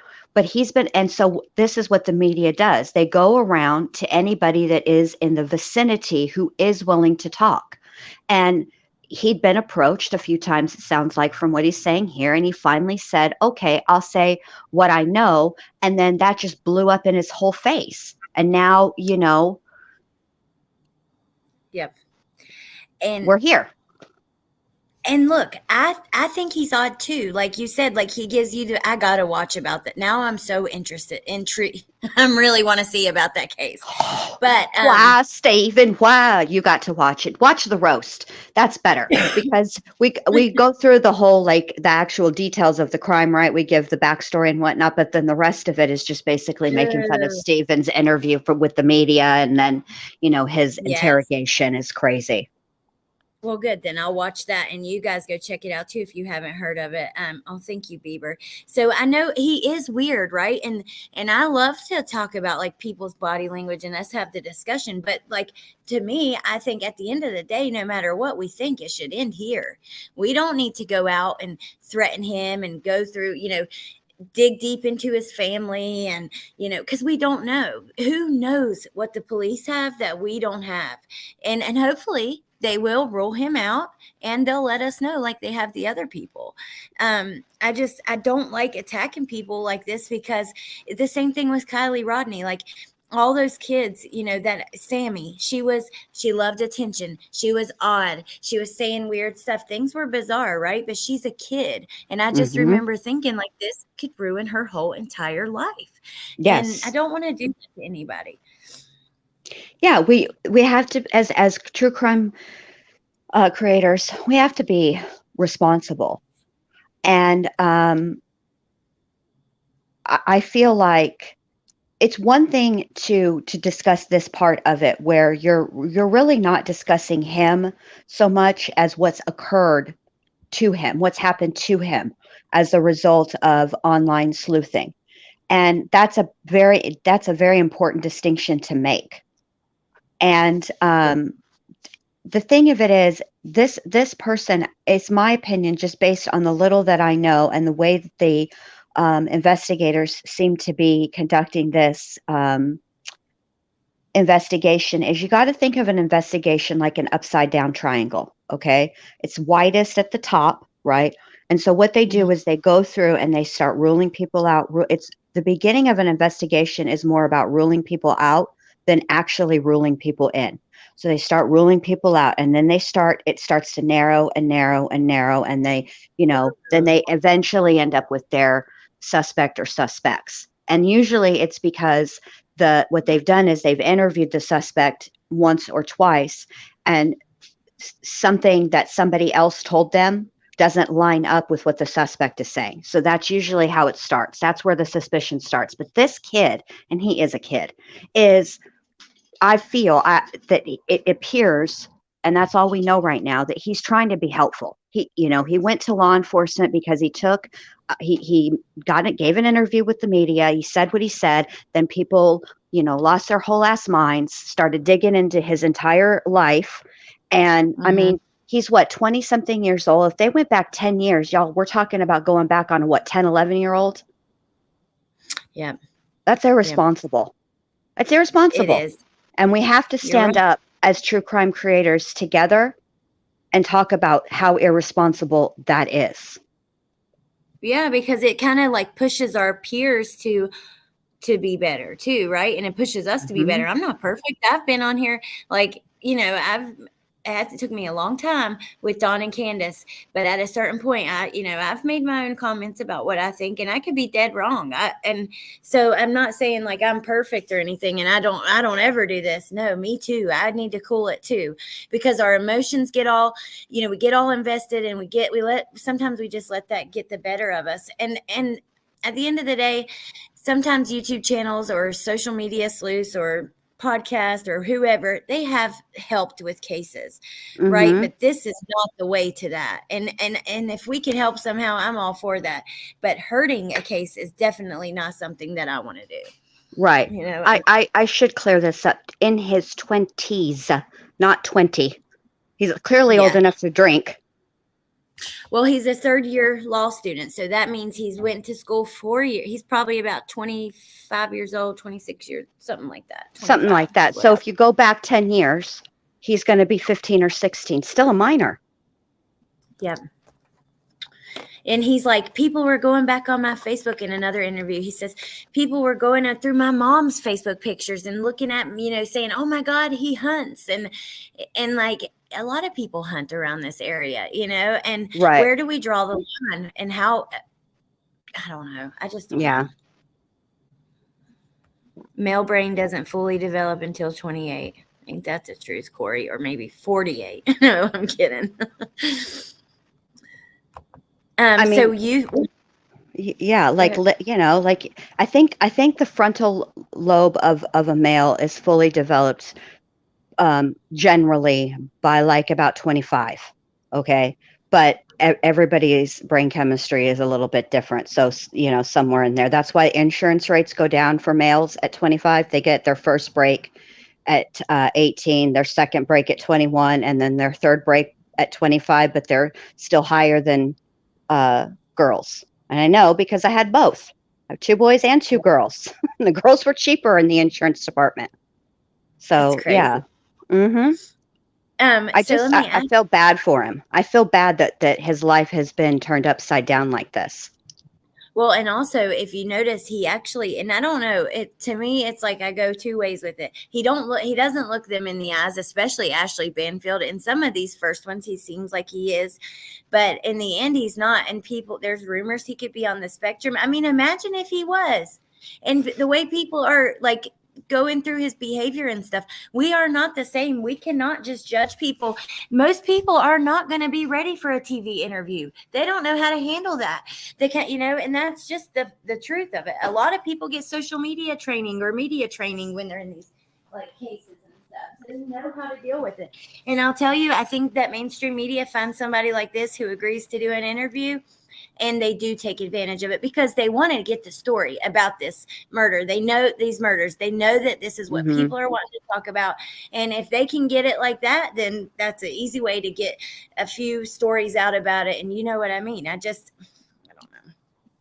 Well, yeah, and I think look at there are a lot of people who aren't on the spectrum who don't make eye contact. Some people, like my parents, they taught me about making eye contact. They wouldn't let me speak to people or speak to them really without looking them in the eye. And it wasn't anything to do with I was lying to them. I just wasn't a good eye contact maker. I had to be taught that. And some people just are not good eye contact makers. They're just not. It's not in their personality, just who they are. It doesn't always necessarily mean that they're lying, because the thing is, we don't know enough about this guy. So you got to know what he's like on a normal, everyday, not under pressure, giving an interview, not intimidated. You know what I'm saying? To then be able to say, okay, well, this is out of the realm of what is normal for this person. Do you know what I'm saying? Yes. So I would like to do that, Christine. And then Liza, you can be on the spectrum and be a genius. That doesn't really have anything to do with it. There's plenty of people on the spectrum who've got graduate degrees, who are lawyers, doctors. You know what I mean? That's just the truth of it. They're actually better at some school stuff. It's honestly not like people think autism. Some people think autism, they only think of one thing, but that's why they say it's a spectrum. There are many different variations, and you can be affected by it in different degrees. But a lot of people on the spectrum go on to live completely normal lives. My little cousin, she's on the spectrum, but she has a very low IQ, so she will never have a normal life. She has the IQ of a child, and she has to be cared for. But then again, you have people who are the total opposite of that. You know what I mean? So it's kind of, I don't know. I want to ask you. Oh, go ahead. What you? Well, I was going to answer Candy Smith, but go ahead. You go first, and I remember it because I got it in my head. It's a good question. All right, so Candy, what I'm saying is, have you ever agreed to do something and then something very innocuous, right? It sounds like a good idea at the time when you're asking, but the next day you're like, oh man, I don't want to do this. Or when you get there, you suddenly realize what you're actually doing and you get nervous. That's all I'm saying. Yeah. I don't think this is this is just my opinion, and I don't know this guy, so I could be 100% wrong too. But I'm just saying that we have to at least entertain the possibility that it's nervous being interviewed. I mean, look, I've seen 11 billion people be interviewed. I'm from Texas. Every time there's a tornado or a severe storm, the news is always out there interviewing somebody, and it's always some lady in her curlers, in her bathrobe, talking about, I could have been killed or even worse, and all I could think is I didn't get Lorette's casserole dish back to her. It's always, so you know what I'm saying? It's always those kind of circumstances. I think he's just actually trying to help. Okay, now what were you going to ask me, Allie? Melissa said, I'm nervous just watching his interview because I'm sorry. I was going to ask you just for like your general thoughts on the case, what you who you think most likely would be like the the killer, because we talked about the incel theory a little bit today and some of that, and just like your general thoughts on it. I'm curious because I haven't heard you talk about it really. Well, this was my initial impression, okay, when the news first broke and they talked about the brutality of the crime scene. The news did. For whatever reason, my brain immediately went to the Wonderland murders, okay? But since then, and I've watched some more stuff and looked at stuff, what I would say is there's a reason that law enforcement is calling this targeted, okay? And what I don't know any more than anybody else what they mean when they use that word. I don't know if they're saying the house was targeted, one victim was targeted, all 4 victims were the targets. I don't know what they mean by that word because they keep sort of walking it back a little bit. But my impression, my thoughts are, there's a dog in that house. Whoever this is that did this fits in with this circle of kids. They don't stand out. They are not significantly older than this group of kids. They blend in, and they must have been on some level known to the people in that house, one or more, at least to the dog, because nothing happened to the dog and nobody recalls the dog barking that we know of yet. And the other thing is, we have to really keep in mind and be patient. We have to keep in mind the type of crime scene that we're dealing with here. And this is not a judgment. When I was these kids' age, if I wasn't a mama, I would be doing exactly the same thing they're doing because my friends were. And they had tons of people in and out of that house. It's going to take the crime scene lab a long time to process. I'm sure they collected DNA from various places around the home, and I don't have any idea about the bodies. Obviously, it's going to take them forever to process that scene because so many people were in and out of there. It's almost like, Yep, I think they're still kind of doing some of that. They were at least like 2 weeks in, basically. So, because I've seen a news report where they're like 2 weeks later and they're just now getting the cars, but they've been there every day. They've been behind the house, grabbing stuff, and they've been in the house, and they've been all over out there. So the targeted thing, it's super confusing because you have somebody, I think it was the prosecutor or the Aaron Snell, the guy who does the police, like the talks with the press for the police. They said, but today or yesterday, the house was targeted. But then you have the coroner telling Ashley Banfield that she said most of the victims had one singular fatal wound. So the way she said it made it seem like one of them possibly had, more than that. So then that made it seem like, okay, was one person targeted?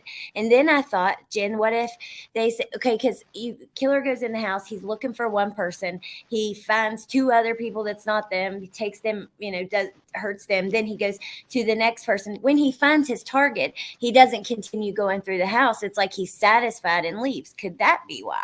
You know what I mean? So I don't know. It's confusing as hell, the whole targeted thing. Well, see, the thing about targeted means that on some level, whether it means a few things, but let's go this way. All right. So let's say they mean targeted as in the person who perpetrated this crime was familiar with this home and the people in it. Okay. If that's the case, then why do it when there are so many people in the home at the time? I mean, this is a situation where, and we've not heard a single thing about a firearm being used. Okay. If it were 6 women, it might be easier to control 6 women with a knife. But do you think that you're going to be able to control, 4 chicks or 3 chicks and a dude just with a knife? I know. So unless there's, you know what I'm saying? So I think that we might be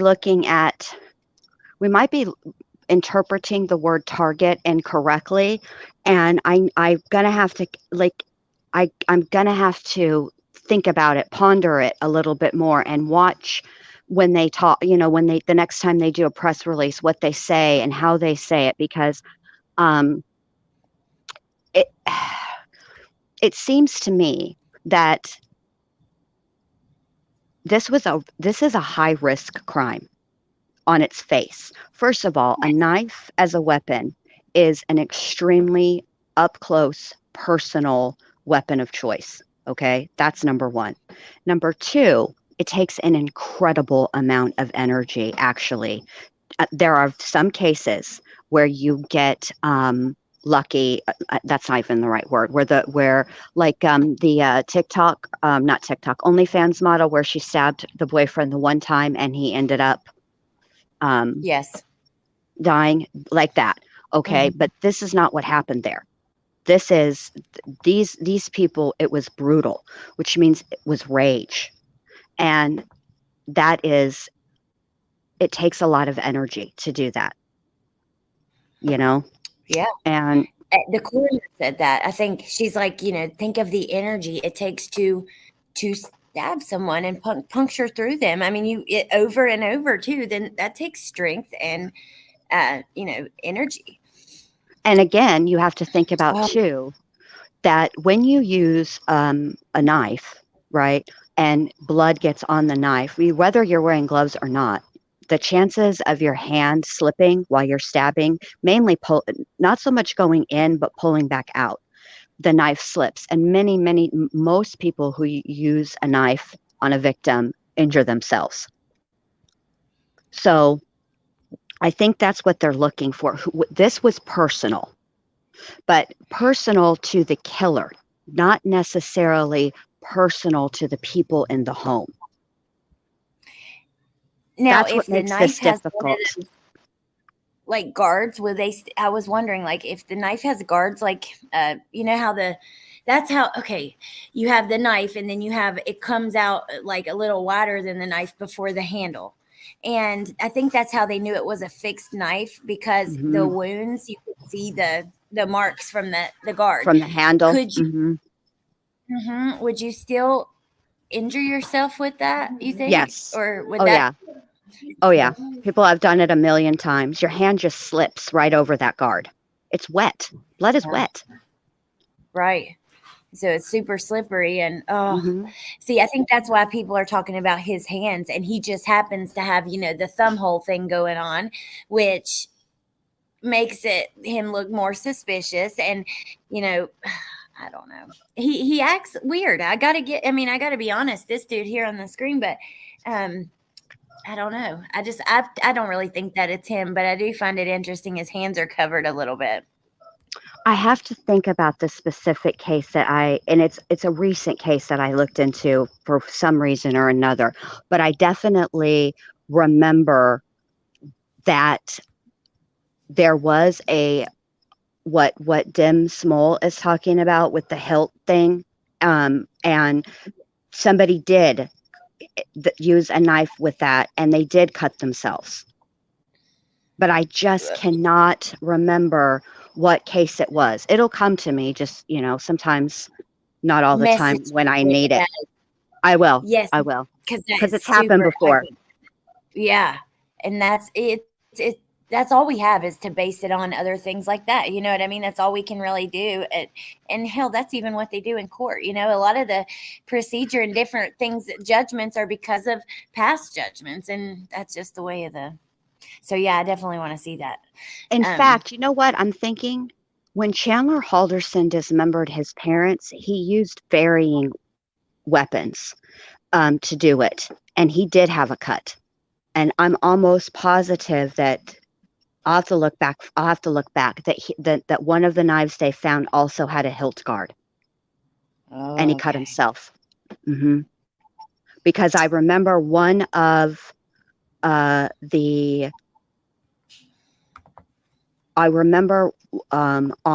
one of the items, one of the knives, it was a mixture of three people's blood. It was Chandler, Krista, and Bart's. I wonder if that's how this is going to be, right? That'll have to be how they determine the order of how things happened and stuff. wouldn't you think? But like the DNA transfer onto another person, maybe. Yes, that's how they'll have to figure it. So if you would think that the first victim, right, would have none of the other victims' DNA on them. By DNA I mean like blood on them, but the subsequent victims, you'll see it should, there should be overlap. Yeah, that's what I was thinking. Okay, let's see. Before my computer's done, so in like 5 or 10 minutes, I'll probably have to cut it off. So I want us to see if there's anything new. Yeah. I'm gonna get down. You go. You do what you're doing, babe. You're doing an excellent job. I just wanted to like clarify for when I first came up here for the chat that I don't personally, and I don't think you are suggesting at all that this kid on TV is in any way, shape, or form involved. And to me, he's a kid. I'm 45 years old, so to me, he's a kid. But this guy, and you're just saying, look what's happened because of these interviews. So you're showing the interviews that ignited the spark that caused what ended up happening. Yes, exactly. And by the way, I love your new picture, and please come back anytime because I love having you up here. I just think Thank you. You have so much knowledge, and plus you're sassy, and just I love you. I love all of it. So come back. I love you too. Thank you, babe. I just wanted to say, there's and the person that said they're right. If your heart stops, the heart pumps the blood, and if your heart is no longer beating, but you still have the blood inside of you, so it still does get wet. It doesn't spray like if you were to hit an artery, right, and your heart is still pumping, and then you have that spray. But it's still wet. It's still there. You know what I mean? Yeah. Yep. And you're. If that were the case, if it wasn't messy after the person died, then Jeffrey Dahmer would never have to clean anything up.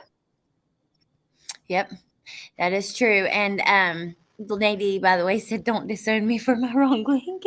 I won't. She does it every time. I think it's actually kind of cute because she's just used to clicking, go to channel, and then sharing the links. She's so sweet. Just sharing. Wow. That's funny. Yeah, she's so cute. All right, I'm gonna get down. You're doing an excellent job. I'm super proud of you. You know that I am.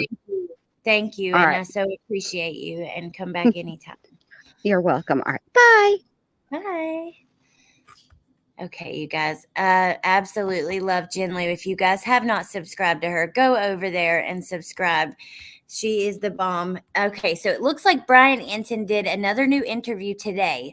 I'm going to play this 1-minute clip really quick. We're going to try to catch the updates before my computer dies, and then I'm going to let you guys go.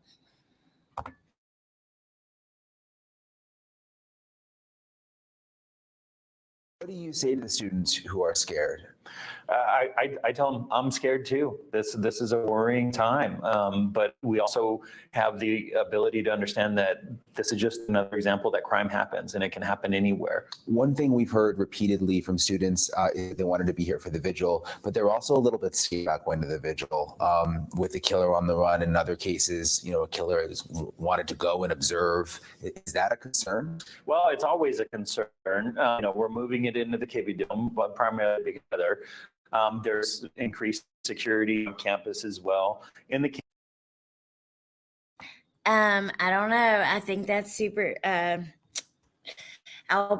guess we won't know, until after somebody's caught. But I think that it'd be the perfect way for the killer to kind of watch over what's going on. They show up at vigils and stuff like that. It was a case I just was talking about not long ago where that exact thing happened, and police were going, they were going to a memorial service specifically to look for the killer showing up. So Shay Benet, I'm glad you're here. And I listened to Reverend Donna's vision.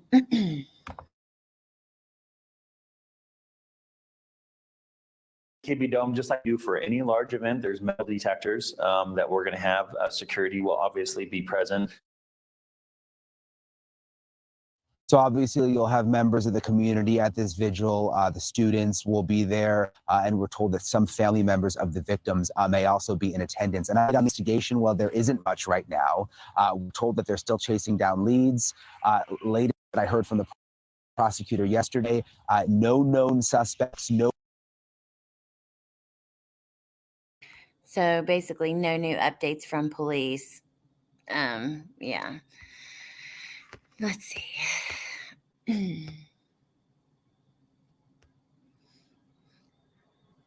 Then they're addressing the cyclist thing.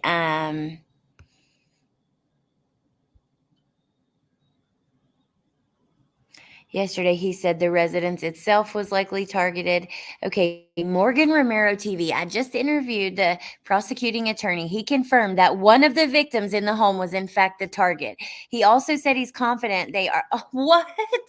Oh my God. Are you serious?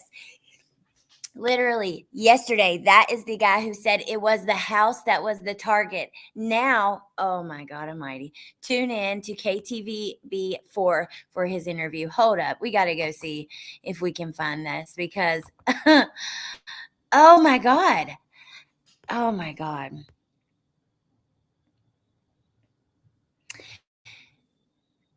To clarify the mismessaging at 4, isn't it 4 now? Or well, I guess they could be in a different time zone, but let me go check this out and see. So he said to her today that one of the roommates was targeted. Lord have mercy.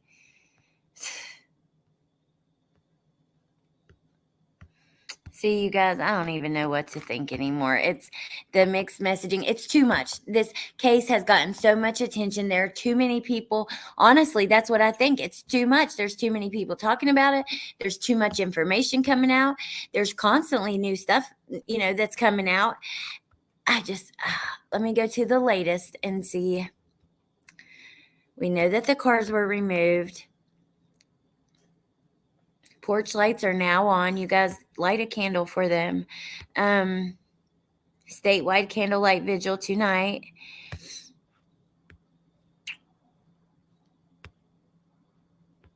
Here's a link for the virtual candlelight vigil. Wait. I don't see the link, or I'd give it to you guys.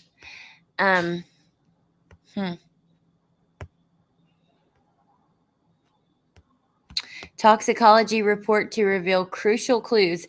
Really? Because the coroner says she doesn't think the toxicology will be relevant at all. Tonight on Banfield, just what are the FBI behavioralists looking for in the crowd that turns up at tonight's vigil? So, okay, you guys. I'm going to let you guys go. I'm going to go eat dinner with the kids. Let's see. Let me check You were disrespectful and who are you talking to? And came back like that. Better yourself. Lala, that is a rumor though. I haven't seen that for sure. And even, well, this is the confusing part because the coroner was asked, were they slashings? Like basically asking if their necks, were they slashings or were they stabbings? And she said that they were stabs. They were puncture wounds and that, most of them had only one. Most of them. So.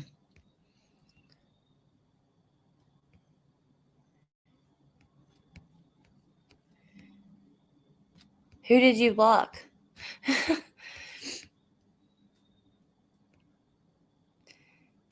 I don't even know what y'all are talking about. Good Lord have mercy.